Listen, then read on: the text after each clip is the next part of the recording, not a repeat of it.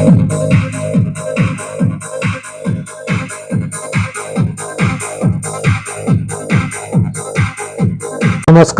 मी Vilas Mahale. GTV news मराठीच्या या बातमीपत्रात आपलं स्वागत. बातमी आहे घाटंजी शहरात भेडसावत असलेल्या वाहतूक समस्याबाबत. घाटंजी शहरातील दुर्गामाता वार्डमध्ये सध्या चारचाकी वाहनाने दुतर्फा रस्त्यावर ठिय्या मांडल्यामुळे या वार्डातील नागरिकांना रस्त्यावरून चालताना मोठी कसरत करावी लागत असल्याचं भीषण वास्तव समोर आलं आहे. या रस्त्यावर अपघात होण्याची ही दाट शक्यता निर्माण झाली असल्याने ठिय्या मांडून बसलेल्या चारचाकी वाहनाच्या विळख्यातून हा रस्ता मोकळा होईल का, हाच प्रश्न सध्या या वार्डातील नागरिकांकडून विचारला जात आहे. दुर्गामाता वार्डातील नागरिकांना यवतमाळ जिल्ह्यातील घाटंजी समस्येवर नगर परिषद अस्तित्वात आहे. हा विशेष घाटंजी शहराची जुनी वस्ती ही गावठाणमध्ये वसलेली आहे. घाटंजी शहरामध्ये मुख्य असा एकच रस्ता. कालांतराने शहरात लेआउट पडले आणि पाहता पाहता शहराची व्याप्तीही विस्तारल्या गेली. लोकसंख्या वाढली. लोकसंख्येसोबतच वाहनांची संख्याही मोठ्या प्रमाणात वाढली. मात्र वार्डातील रस्ते शहरातील मुख्य रस्त्याचा विस्तार पाहिजे त्या प्रमाणात झाला नाही.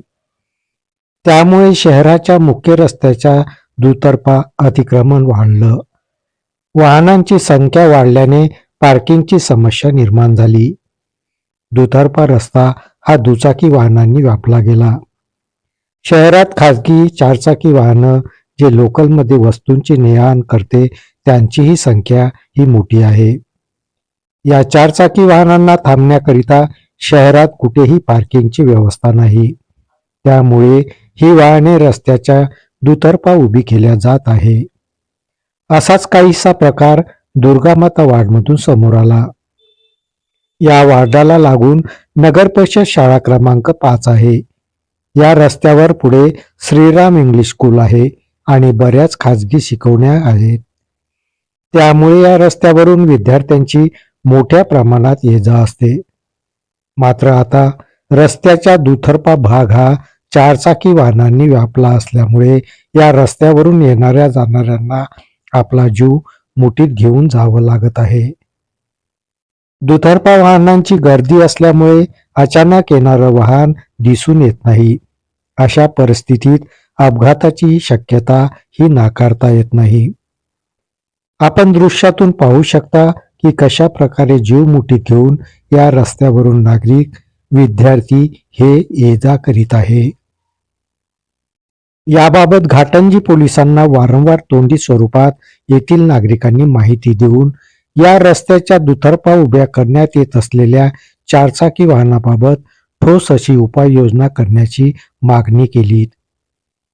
मात्र पोलिसांकडून अद्याप यावर कुठलीही कारवाई होत नसल्यामुळे या रस्त्यावर अपघात होऊन जीवितहानी झाल्यावर पोलीस विभाग जागे होणार का, असा संतप्त सवाल येथील नागरिकातून विचारला जात आहे.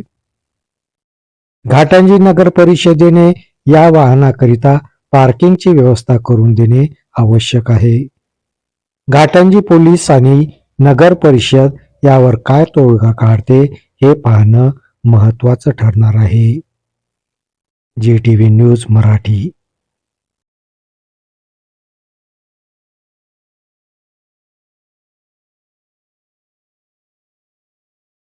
या बातमीपत्रात इथेच थांबतो. परत भेटूया नवीन बातमीपत्रात. तोपर्यंत पाहत राहा GTV न्यूज मराठी. नमस्कार.